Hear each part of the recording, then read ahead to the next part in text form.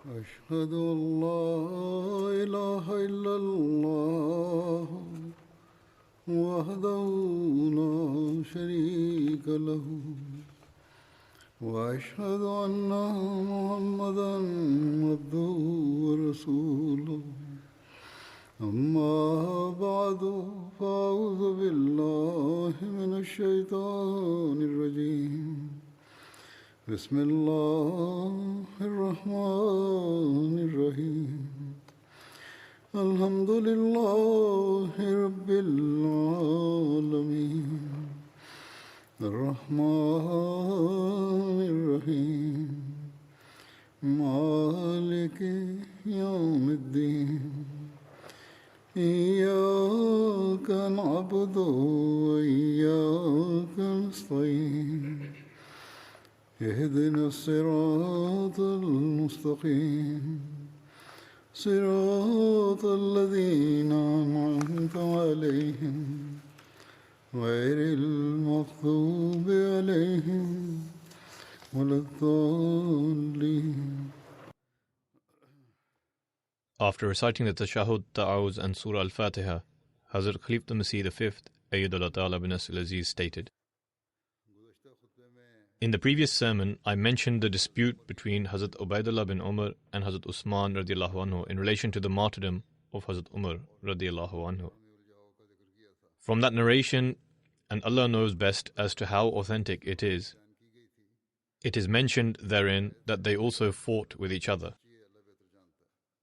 I will now mention the aspects that have come to light after further research on this matter. At one place, it has been mentioned that Hazrat Usman had not yet been elected as the Khalifa when Hazrat Ubaidullah bin Umar started his dispute with him. It has previously been mentioned that Ubaidullah intended to kill every prisoner in Medina.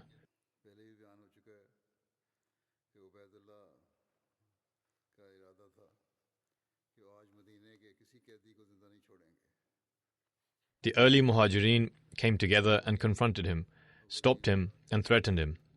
Upon this, Ubaidullah said, "By God, I will most certainly kill them all," i.e. all the prisoners and slaves.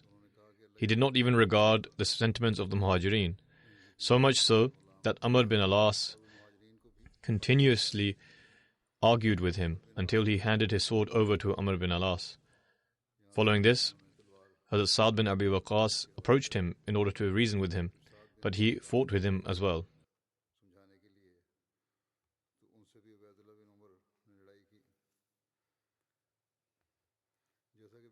As has previously been mentioned, a fight broke out between Ubaidullah and Hazrat Usman, and people tried to settle the dispute. It is stated that when this incident took place, people had not yet pledged allegiance to Hazrat Usman. That is, he had not yet been elected as the Khalifa, as explained earlier.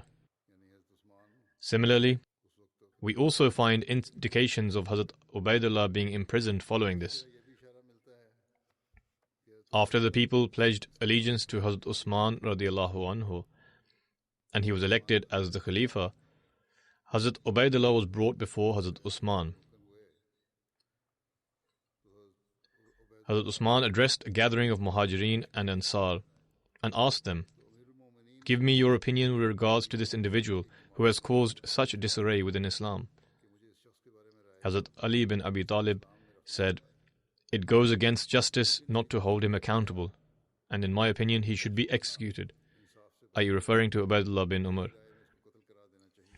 However, some Muhajirin considered this view to be intolerable, harsh and extreme, and they said that Umar was assassinated yesterday. Should his son be then executed today? This objection saddened the people that were present, and Hazrat Ali also remained silent. Nevertheless, Hazrat Usman desired for someone in the gathering to find a solution to this delicate matter and give a suggestion. Hazrat Amr bin al-As was among those present in this gathering. He said, "Allah has excused you from this matter. This occurred when you were not yet the leader of the Muslims. And as this incident did not take place during your Khilafat, the responsibility of this does not fall upon you. However, Hazrat Usman was not satisfied with this opinion and considered it best for some blood money to be paid. Accordingly, he said, I am the guardian of those that were killed, and as such, I will set an amount of blood money and then pay it from my personal wealth. This is one opinion regarding this entire incident. According to Tariq at-Tabari, Hazrat Usman handed Hazrat Ubaidullah over to the son of Hormuzan so that he may avenge his father by killing him. However, the son forgave him.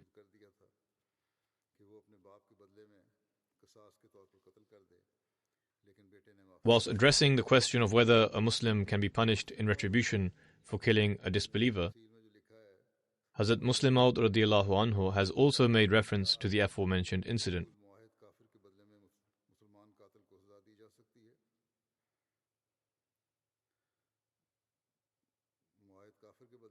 I have previously narrated this in one of the sermons.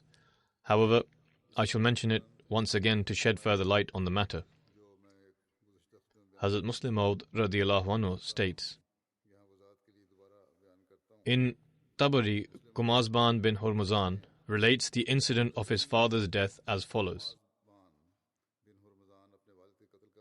Hormuzan was a Persian leader and was a Magian by faith. He was suspected to be involved in the killing of Hazrat Umar. Subsequently, without carrying out any investigation and owing to his intense emotions, Ubaidullah bin Umar killed Hormuzan. Hormuzan's son narrates, the people of Persia had developed acquaintances with each other because, as is the case, when one travels to another land, their ethnicity becomes even more distinct. One day, Feroz, who perpetrated the killing of Hazrat Umar radiyallahu anhu, met my father, and he had a dagger with him at the time which had been sharpened from both sides. The son of Hormuzan is narrating this. My father took hold of the dagger and asked him, what do you do with this dagger in this land? This is a land where there is peace. Therefore there is no need for such a weapon. Upon this he stated that he used it for guiding and pulling the camels along. Whilst they were both talking to each other, someone happened to see them. Later, when Hazrat Umar radiyallahu anhu was martyred, the individual claimed that he had personally witnessed Hormuzan handing over the dagger to Feroz. Upon this, Ubaidullah, who was the youngest son of Hazrat Umar, killed my father. When Hazrat Usman became the Khalifa, he called me and handed over Ubaidullah to me. Hazrat Usman stated, O my son, he is the one who killed your father. Thus you have a greater right over him than me. So take him and kill him. And so I took him and headed out of the city. On the way, whoever would see me would come along with me. None of them challenged my decision. Instead, all they would do was to request me to let him go. I addressed all the Muslims there and stated, do I have the right to kill him? Everyone replied in the affirmative, that to kill him was indeed my right, and they began to reproach Ubaidullah for the wrong he had committed. Then I asked, do you have the right to free him from me? They all responded by saying, no, certainly not. And again they began to reproach Ubaidullah, for he had killed my father without any evidence.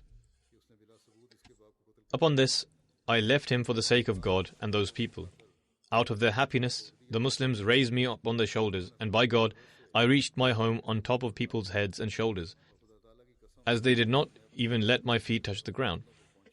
This narration shows that it was the practice of the companions that they would also give the death penalty to a Muslim who had killed a non-Muslim.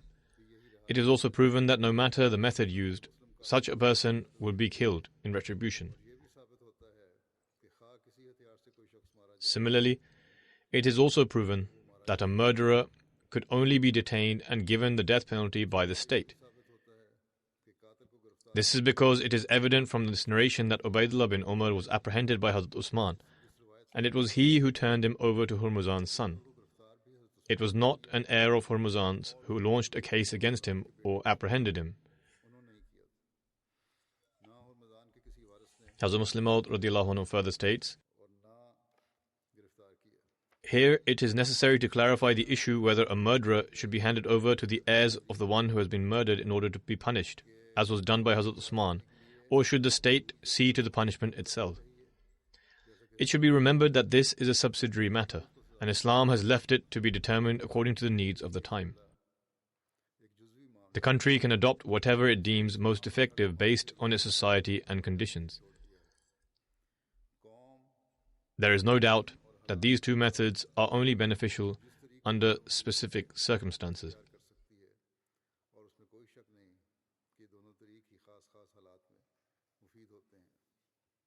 After explaining this in further detail, I shall now narrate a few more accounts from the life of Hazrat Umar radiallahu anhu.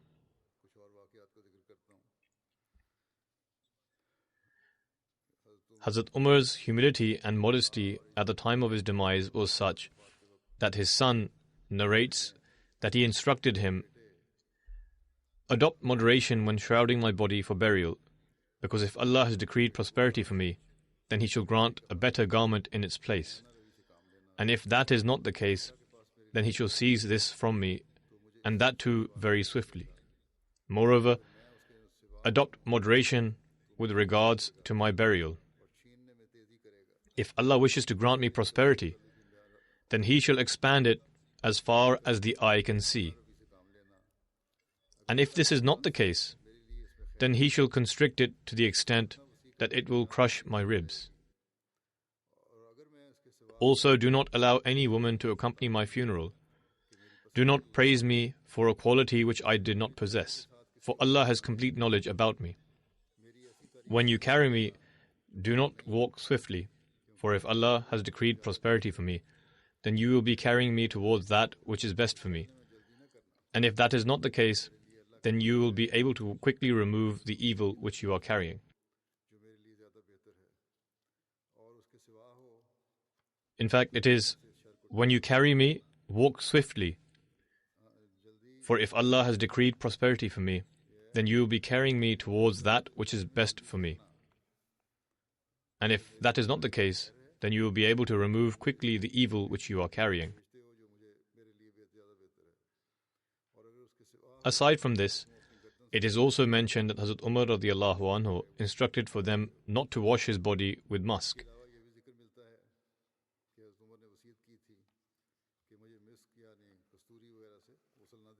Hazrat Usman bin Affan radiallahu anhu relates that he went to Hazrat Umar radiallahu anhu, and at the time he was resting his head on the thigh of his son, Hazrat Abdullah bin Umar.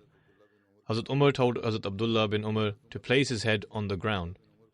Hazrat Abdullah bin Umar stated, "My thigh and the ground are almost at the same level."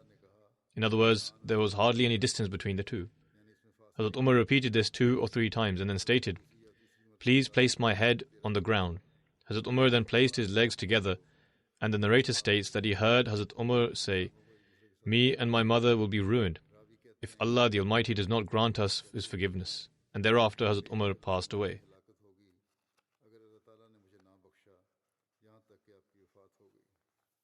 Hazrat Simak Hanafi relates that he heard Ibn Abbas say that he once said to Hazrat Umar, "Allah established new cities through you.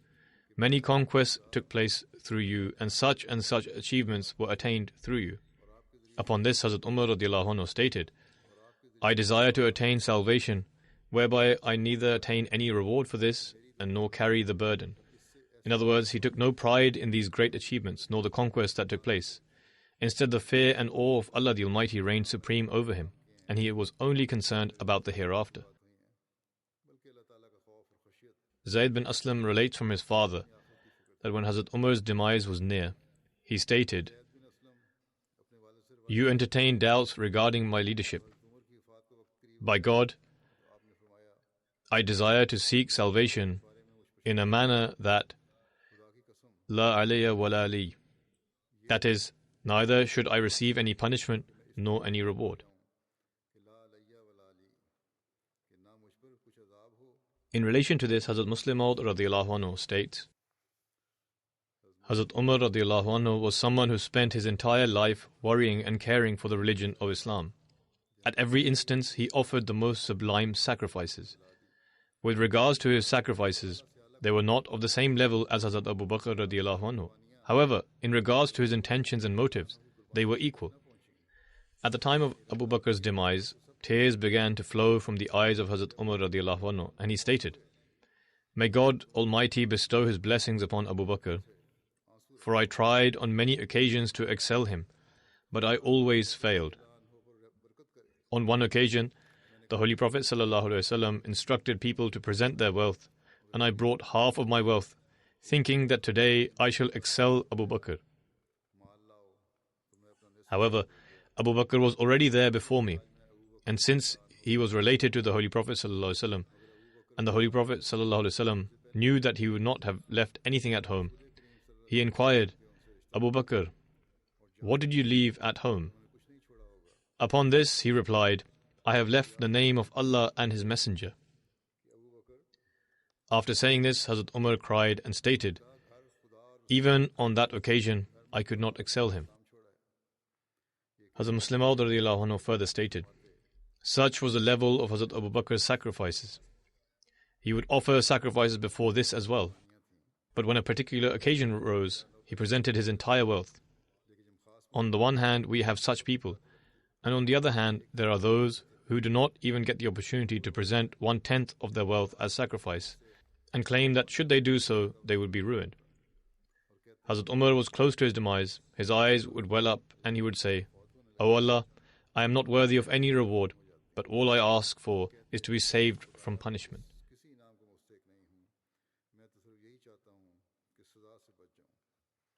Then there are details in relation to Hazrat Umar's funeral and burial. Hazrat Umar's son, Hazrat Abdullah, performed the ghusl of Hazrat Umar. It is related from Ibn Umar that Hazrat Umar's funeral prayer was led in Masjid Nabawi, and the prayer was led by Hazrat Suhaib.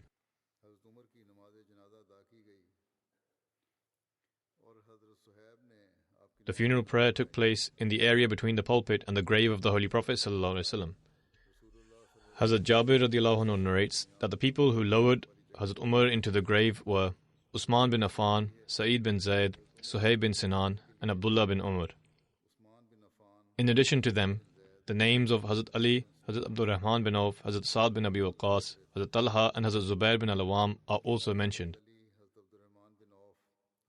The promised Messiah ﷺ states, "To be buried amongst the company of the righteous is also a blessing." Regarding Hazrat Umar radiallahu anhu, it is written that when his demise was imminent, he sent a message to Hazrat Aisha radiallahu anha, requesting permission to be buried in the space next to the Holy Prophet sallallahu alaihi wasallam. Hazrat Aisha sacrificed for his sake and granted him that space. Hazrat Umar then stated, "Ma baqiya li hammun ba'da dhalik," meaning, "I no longer have any other worry, for now I will be buried alongside the Holy Prophet sallallahu alaihi wasallam." In another place, the promised Messiah ﷺ states,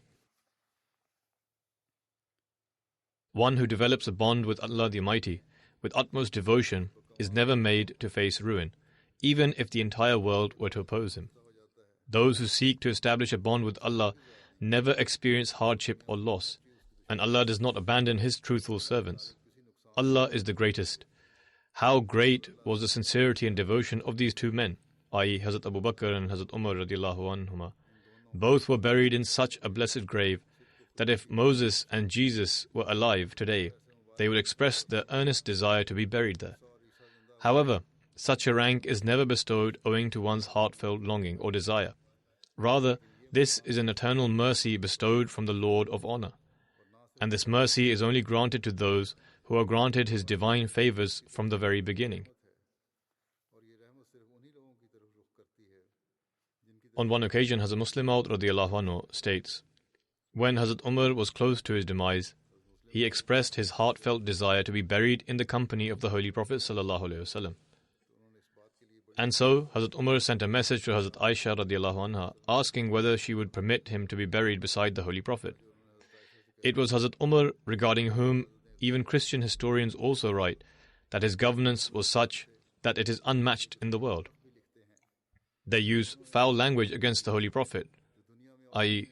Christian historians, yet commend Hazrat Umar radiallahu anhu.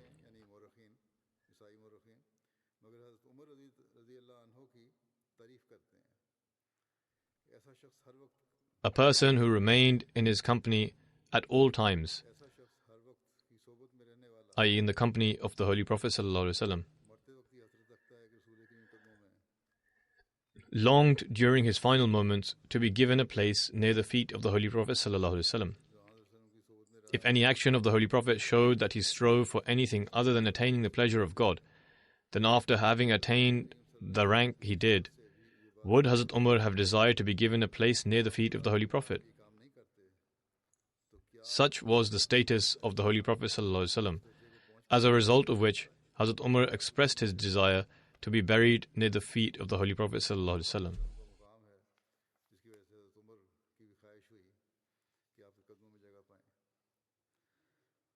There are various narrations with regards to Hazrat Umar's age at the time of his demise.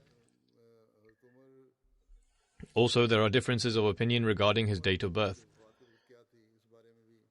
According to the various narrations found in Tabari, Ustul Ghaba, Al-Bidaya wa Nihaya, Riyad al-Nadira, and Tarikh al-Khulafa, Hazrat Umar's age is mentioned as 53, 55, 57, 59, 61, 63, and 65 years old. However, according to the narrations in Sahih Muslim and Tirmidhi, Hazrat Umar radiallahu anhu was 63 years old. Hazrat Anas bin Malik radiallahu anhu narrates that at the time of his demise, the Holy Prophet ﷺ was 63 years old. And at the time of Abu Bakr's demise, he was also 63 years old. And when Hazrat Umar passed away, he was also 63 years old. There are narrations which detail the sentiments of the companions at the time of Hazrat Umar's demise. Hazrat Ibn Abbas radiallahu anhu narrates, when the body of Hazrat Umar was placed down for the funeral prayers, people gathered around. Before the body was taken, the people prayed for him, after which the funeral prayers were offered. I was also present among the people. A person grabbed hold of my shoulder, which startled me. I turned to see that it was Hazrat Ali bin Abi Talib. He prayed for Allah to bestow mercy on Hazrat Umar, and then said, O Umar, you have not left behind you anyone whose deeds I will rather have and go before Allah the Almighty. By God, I am certain that Allah will place you besides your companions, i.e. Hazrat Umar will be with the Holy Prophet and Hazrat Abu Bakr radiallahu anhu. On many occasions, I heard the Holy Prophet ﷺ say,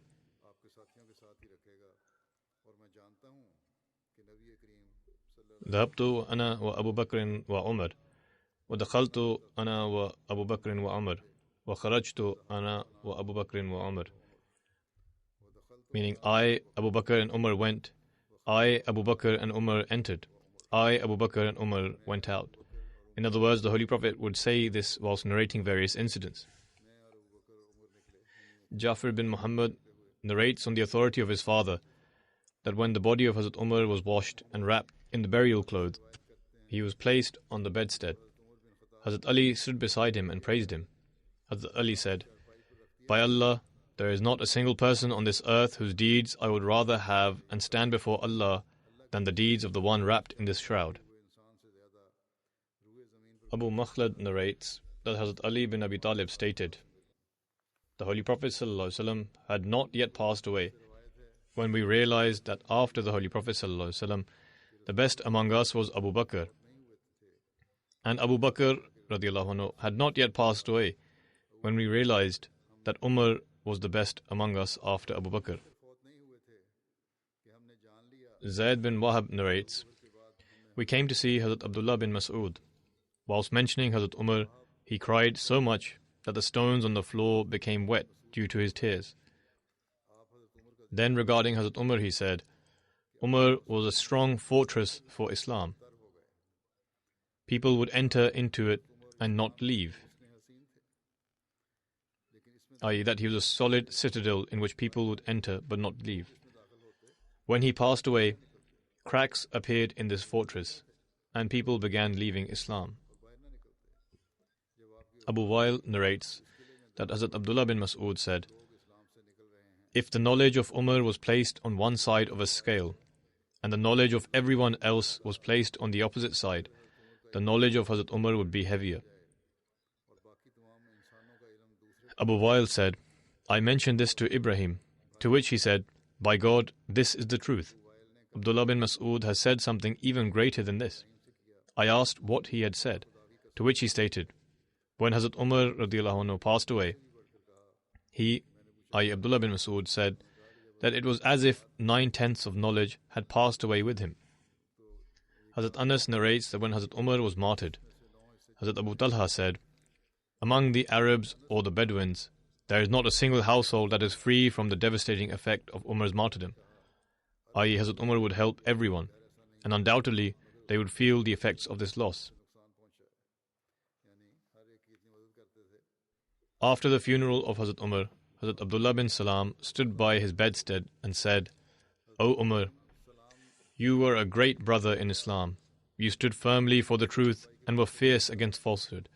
When it was appropriate to give approval, you would do so, and you would express anger when the time was right. Your vision was pure, you were noble, you would not praise excessively, nor would you backbite. In one narration, when Hazrat Umar radiallahu anhu passed away, Hazrat Sayyid bin Zayd began to cry. A person asked, O Abul Awad, why do you cry? He replied, I cry for Islam. Indeed, the passing of Hazrat Umar has caused a crack within Islam, which will not be filled until the day of judgment. Hazrat Ibn Umar radiallahu anhu states, during the lifetime of the Holy Prophet ﷺ, we would say that after him, the best among them was Abu Bakr, then Hazrat Umar, and then Hazrat Usman.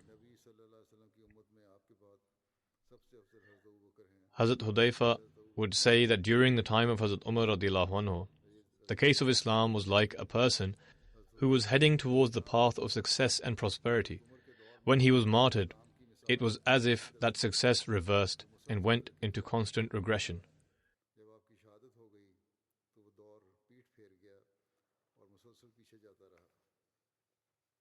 With regards to Hazrat Umar's wives and children, it is mentioned that he had a total of 10 wives, from whom he had 9 sons and 4 daughters, one of whom was Hazrat Hafsa radiallahu anha, who had the honor of being a wife of the Holy Prophet sallallahu alaihi wasallam.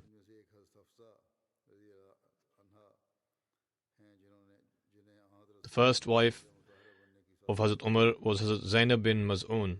She was a sister of Hazrat Usman bin Maz'un, and with her he had Abdullah, Abdurrahman, Akbar and Hazrat Hafsa.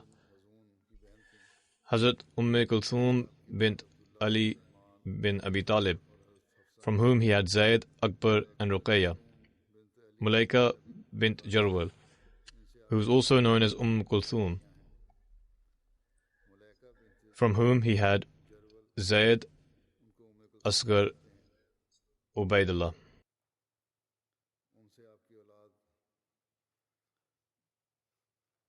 Qurayba bint Abu Umayyah Makhzumi. Since Mulaika and Qurayba did not accept Islam, Hazrat Umar radiallahu anhu divorced both of them in 6 Hijri. Hazrat Jamila bint Thabit, her name was Asiya, but the Holy Prophet ﷺ gave her the name Jamila. She was the sister of Hazrat Asim bin Thabit, who took part in the Battle of Badr. With her he had a son named Asim.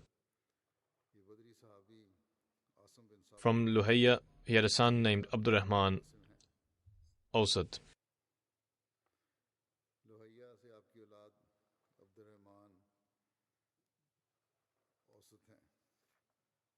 Regarding the former, it is said that she was Walad, which means when one marries a concubine and has a child from her, she becomes free. There was another Walad, through whom he had a son called Abdurrahman Asghar. From Hazrat Hakim bint Harith he had Fatima. From Fuqayha he had Zainab, and from Hazrat Atika bint Zayd he had a son named Iyad.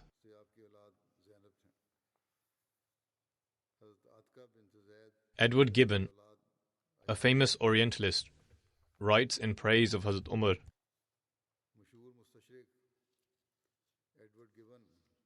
The abstinence and humility of Umar were not inferior to the virtues of Abu Bakr.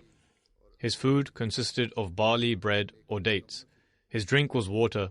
He preached in a gown that was torn or tattered in 12 pieces, and a Persian satrap who paid his homage as to the conqueror found him asleep among the beggars on the steps of the mosque of the Muslims.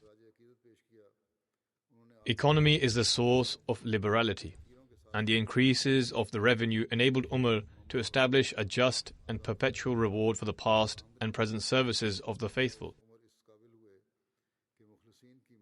Careless of his own emolument, he assigned to Abbas, the uncle of the Prophet, the first and most ample allowance of 25,000 dirhams of pieces of silver. 5,000 were allotted to each of the aged warriors, the relics of the field of Badr, and the last and meanest of the companions of Muhammad was distinguished by the annual reward of 3,000 pieces. Michael H. Hart has written a book on the 100 most influential persons in history and ranked the Holy Prophet ﷺ as number 1 and placed Hazrat Umar radiallahu anhu at number 52. He writes, Umar bin Khattab was the second and probably the greatest of the Muslim caliphs. He was a younger contemporary of Muhammad and, like the Prophet, was born in Mecca. The year of his birth is unknown, but perhaps it was about 586 CE. Umar was originally one of the most bitter opponents of Muhammad and his new religion. Rather suddenly, however, Umar became converted to Islam and thereafter was one of its strongest supporters. The parallel with the conversion of St. Paul to Christianity is striking. Umar became one of the closest advisors of the Holy Prophet Muhammad and remained so throughout Muhammad's life. In 632 CE, Muhammad died without having named a successor. Umar promptly supported the candidacy of Abu Bakr, a close associate and father-in-law of the Prophet. This avoided a power struggle. He is writing from his own perspective. He is not prepared to believe that the people gathered and elected a Khalifa. Nonetheless, from a worldly perspective, he writes, he pledged allegiance to the father-in-law of the Prophet. This avoided a power struggle and enabled Abu Bakr to be generally recognized as the first caliph, i.e., as the successor of Muhammad. Abu Bakr was a successful leader, but he died after serving as caliph for only 2 years. He had, however, specifically named Umar, who was also a father-in-law of the Prophet, to succeed him. So once again, a power struggle was avoided. Again, he wishes to give his own worldly perspective on the matter. He is, however, praising Hazrat Umar. He states, Umar became caliph in 634 and retained power until 644, when he was assassinated in Medina by a Persian slave. On his deathbed, Umar named a committee of 6 persons to choose his successor, thereby again averting an armed struggle for power. The committee chose Usman, the third caliph, who ruled from 644 to 656.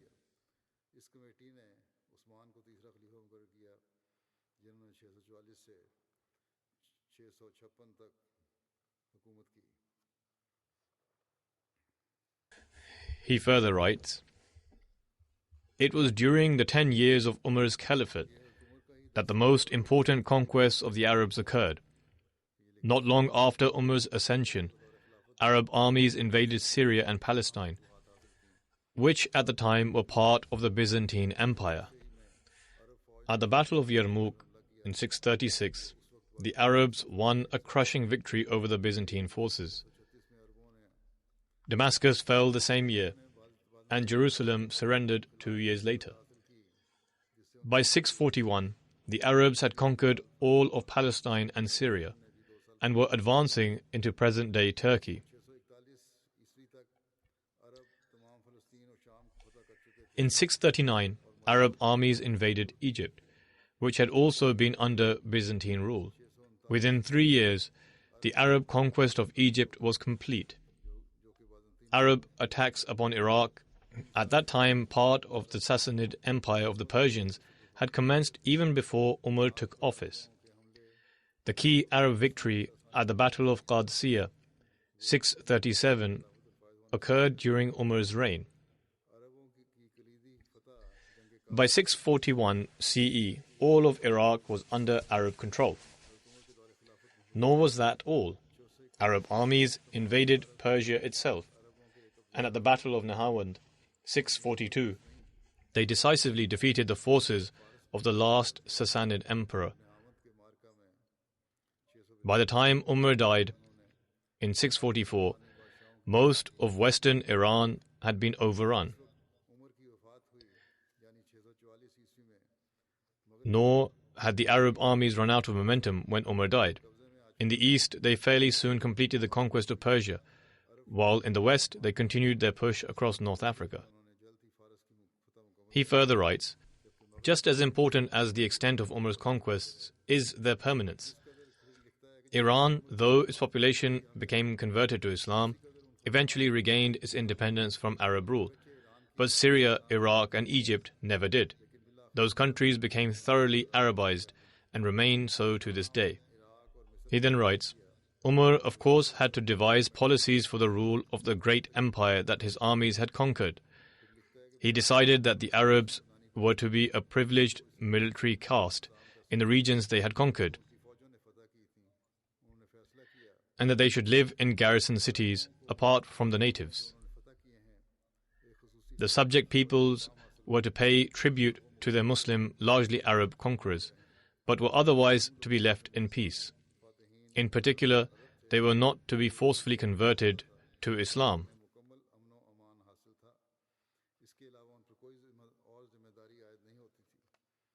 From the above, it is clear that the Arab conquest was more a nationalist war of conquest than a holy war, although the religious aspect was certainly not lacking. Umar's achievements are impressive indeed. After Muhammad himself, he was the principal figure in the spread of Islam. Without his rapid conquests, it is doubtful that Islam would be nearly as widespread today as it actually is. Furthermore, most of the territory conquered during his reign has remained Arab ever since.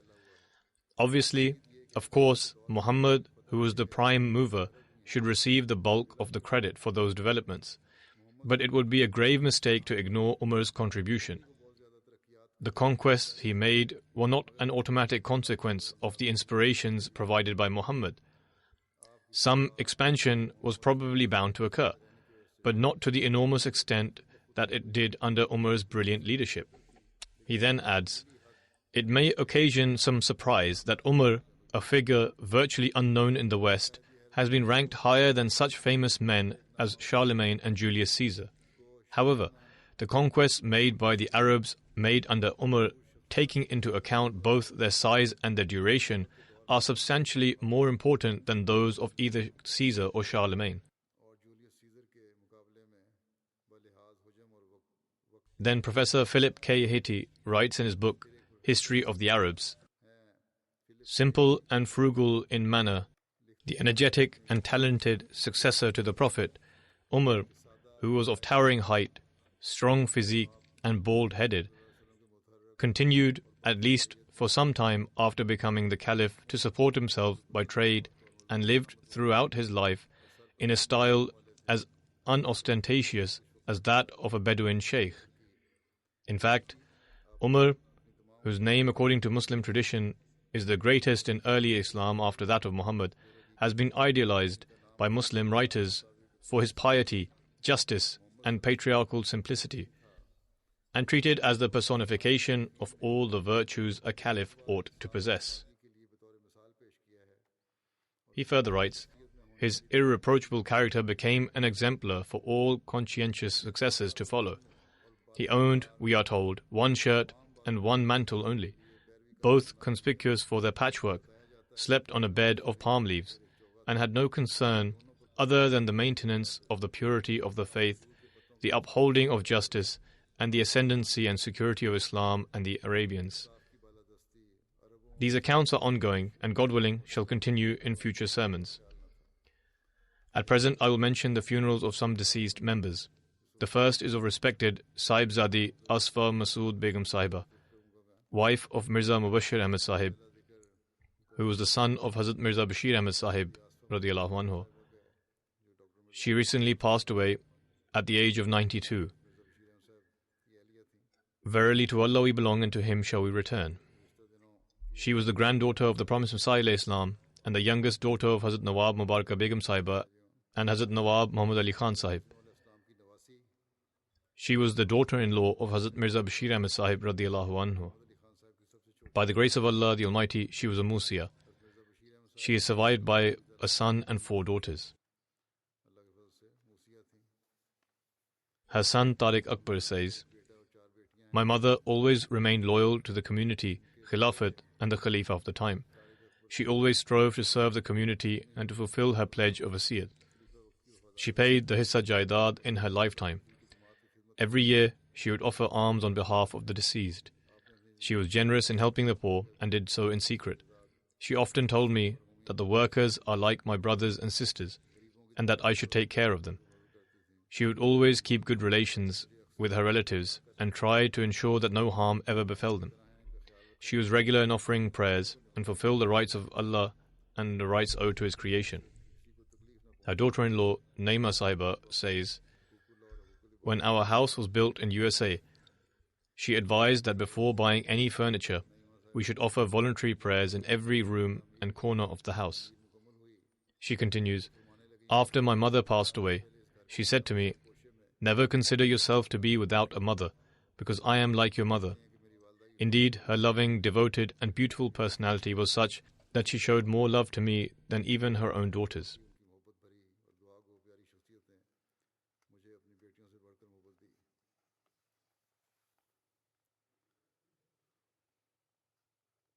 She would always advise to never cut ties with Khilafat. She was related to me in various ways.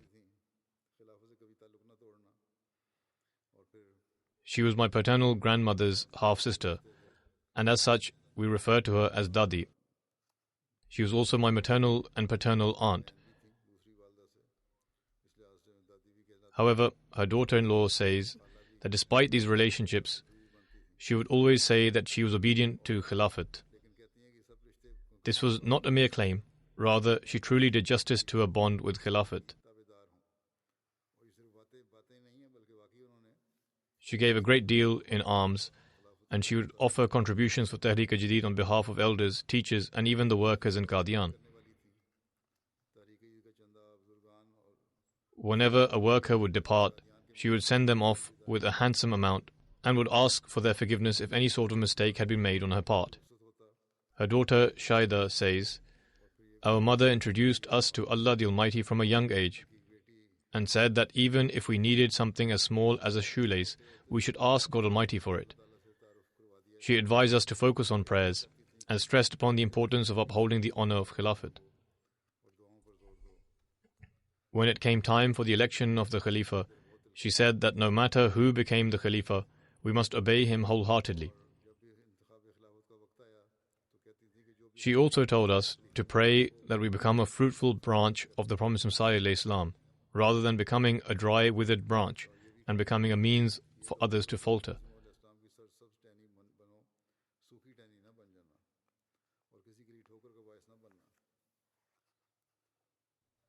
Then her daughter Nusrat Jahan says, "From our childhood, she always kept our training in mind.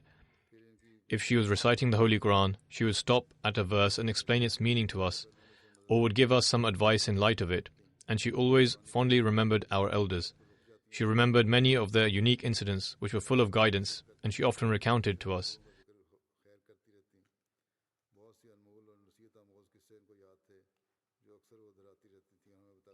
Sadar Sahib al-Lajna for the district of Lahore, Fawzia Shamim Sahiba, daughter of Nawab Amtul Hafiz Begum Sahiba, says, "She was an extraordinary woman. Whenever an appeal was made to her for financial contributions, she would be content and give alms generously. She would make pledges for giving alms either verbally or by writing them down on small pieces of paper. and would offer large amounts for financial contributions. While doing so, she would ask for it not to be mentioned to anyone. She lived a simple life and adopted simplicity in her personal matters. In fact, some people even thought she was miserly, but although she lived a simple life herself, she was extremely generous when it came to giving alms. Once I made an appeal in our area for building of a mosque. Upon this, she sent a large sum, which was approximately 10 million rupees.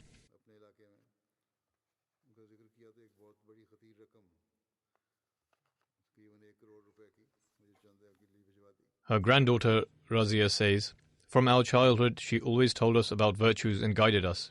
She advised us to pray from an early age in order to have a prosperous future, and also advised us to pray that we find a virtuous husband. When we would be a little shy to do so since we were young, she would say that there is nothing to be shy about before Allah the Almighty, and that we should be open in beseeching from Him. She read religious literature regularly, and often during journeys, she would recite prayers or couplets containing prayers.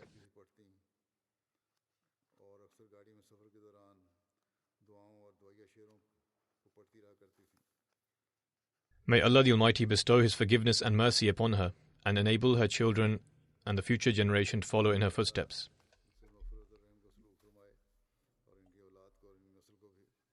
The next mention is of respected Clara Appa Sahiba, wife of Roland Sasanbayev Sahib, who was the former Amir of the Jamaat in Kazakhstan. She passed away recently. Verily to Allah we belong, and to Him shall we return. Ataur Rab Chima Sahib, the missionary in Kazakhstan, writes, "She accepted Ahmadiyyat in 94-95. She came from a renowned family of Kazakhstan. Her husband, respected Roland Sasanbayev Sahib, was the first Amir of the community in Kazakhstan. He also used to be an advisor to the country's president and was also a famous Kazakh writer. Clara Sahiba herself was also a good translator and writer. Both Clara Sahiba and her husband played a pivotal role in the establishment of the community in Kazakhstan. Respected Clara Sahiba translated the Holy Quran into Kazakh. Although it could not be published, it showed how much she loved the community and wished to see it thrive in Kazakhstan. And she strove her utmost in order to achieve this. Even in their opposition to the community, local clerics would always mention that this family were Ahmadis and that they were responsible for establishing Ahmadiyyat in Kazakhstan. Clara Sahiba's daughter, Marhaba Sasanbayev Sahiba, writes, "She was a very good translator. She was multi-talented and had a strong personality and good character. In 1995, she was one of the founders of the Kazakhstan Cultural Center called House of Abai. While in London, she wrote a book titled Kazakhstan, and it was at that time that she was introduced to the community, and she was able to pledge allegiance at the hands of the fourth caliph." She continues, "She was a mother not only to her children, but to all those who came to her for help or advice as well." Nurim Tayyibek Sahib writes, "She was a motherly figure for the young Ahmadis as well as for all Jamaat members in Kazakhstan." He further says, "In the 10 years that I knew Clara Sahiba, in the initial 3 years, I observed she was exceedingly passionate and zealous. At times, she would stand like a mountain in defense of the Jamaat and was very occupied in serving the Jamaat. Later on, however, she was ill for a while, and at the same time, she spent time in preparation of various books, etc. But it was always her constant desire to serve the Jamaat as much as possible and to remain sincere to Khilafat and the Jamaat." He further says, "Roland Sahib and Clara were recognized as symbols of love for the Kazakh nation and the success and excellent progress for the nation. Clara Sahiba was a huge contributor to the success of Roland Sahib, and he is indebted to her.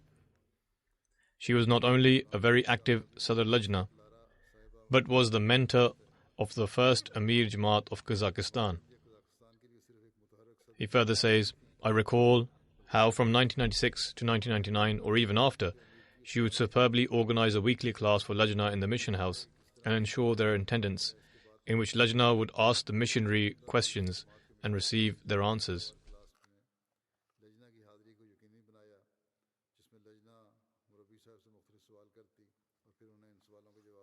He then says, there was no better translator of the Jamaat's literature than Clara Sahiba. Clara Sahiba was the best Ahmadi amongst the Ahmadi elders and was a source of spiritual empowerment for the Ahmadi youth. She embodied Jamaat values, or in other words, she embodied the true spirit of Islam. Even during times of hardship, she never lost her strength and led herself and everyone else to success. May Allah bestow His mercy and forgiveness on her. May He enable her efforts for Ahmadiyya to spread in Kazakhstan to succeed, and may He accept her prayers. Next, I will make mention of Wing Commander Abdul Rashid Sahib, who passed away last month. Verily, to Allah we belong, and to Him shall we return. By the grace of Allah, he was a Musi. His son Farooq says, his father's name was Babu Sheikh Abdul Aziz, who served as Secretary Majlis Karpardaz, and his paternal uncle's name was Farzand Ali Khan Sahib, who was appointed as the first Amir of Lahore in the history of Jamaat by Hazrat Muslim Maud radiyallahu anhu. His father took the bayat at the hands of Hazrat Muslim Maud in his youth. He further says about his father, Rashid Sahib was the only child to his parents. His father married initially and then accepted Ahmadiyyat, due to which his wife left him and took their 2 daughters along with her. He then married a second time, from which Rashid Sahib was born. He was very obedient to his parents and always served them diligently.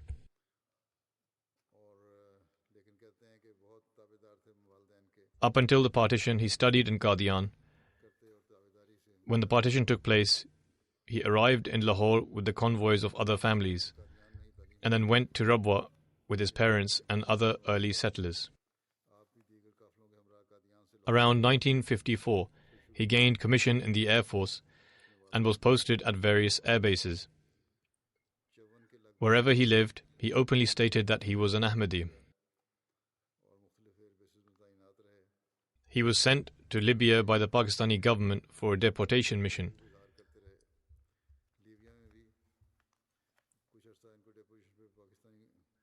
Despite the fact that his file clearly stated that he was a Qadiani and was not permitted to go, nonetheless, his senior officer still sent him and said that there was no other officer of his caliber. He continues, my father once told me that he went to meet the Pakistani ambassador in Libya. When he entered the ambassador's office, he saw that there were some books and pamphlets printed in the Arabic language in opposition to the Jamaat. He very courageously asked the ambassador about that literature and why it was present there. The ambassador replied, saying that it was nothing to worry about and it was all meaningless literature. The government of Ziaul Haq had printed it and sent it to be distributed in these countries, as well as other countries.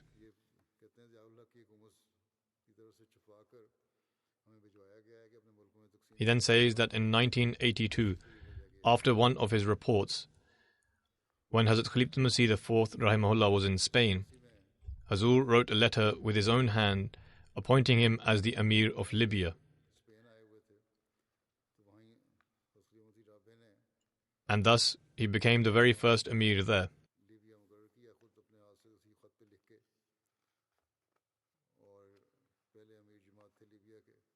Aside from offering prayers, as that is a duty of a believer, he was very regular in reciting the Holy Quran and giving alms. Even prior to his demise, he made sure to pay off his Hissa Ahmad. He would donate towards Waqf-e-Jadid and Tehreek-e-Jadid from himself and on behalf of elder members too.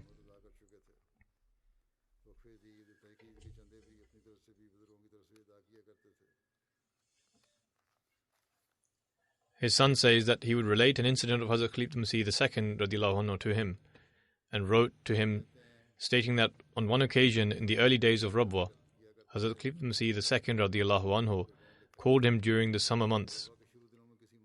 He says, when my father entered the room, His Holiness was laying down on a palm mat, and when he got up, the palm mat had left marks on his body. He says that from these talks we developed a strong bond of love and obedience towards Khilafat in our hearts. which had a deep impact on us. He retired as a squadron leader from the Air Force in 1984 and went to live in Rabwa. He served in the departments of Sadr Umumi and Qaza office for some time. He took care of the poor and looked after everyone's needs. His son says that the final advice he gave before departing was to take care of the poor. May Allah the Almighty bestow His forgiveness and mercy and enable His children to continue His good deeds.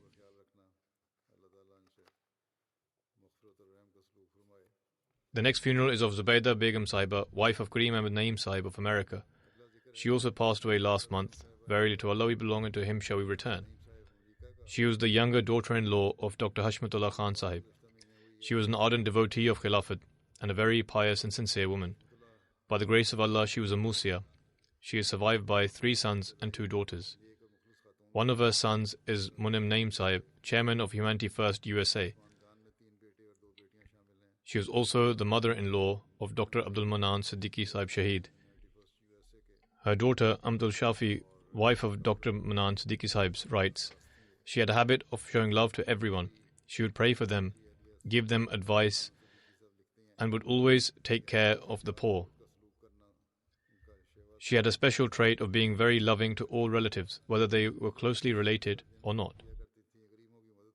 She was regular in offering her tahajjud prayers ever since she was young. She spent her life whilst placing her trust in Allah the Almighty.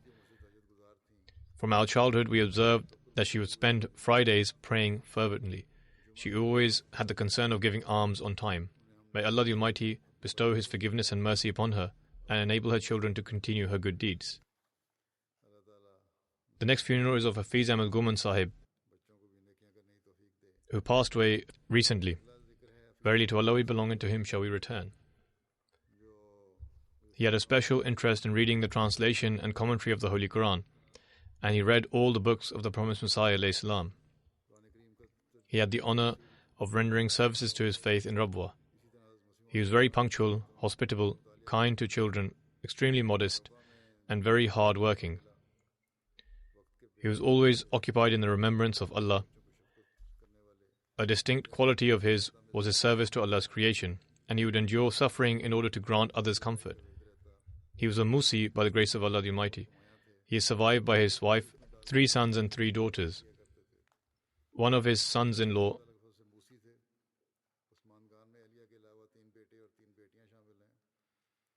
Kashif Hamid Bajwa, is serving here as a missionary in the PS office. Hafiz Sahib's daughter Amatul Qudus says, humility and modesty were his hallmarks. He wore modest clothing, his home was modest, his food was simple, and he would always shun arrogance. He was always concerned about assisting the poor. In spite of his limited means, he would spend less on himself and more on the poor. May Allah the Almighty bestow His forgiveness and mercy upon him and enable his children to continue his good deeds.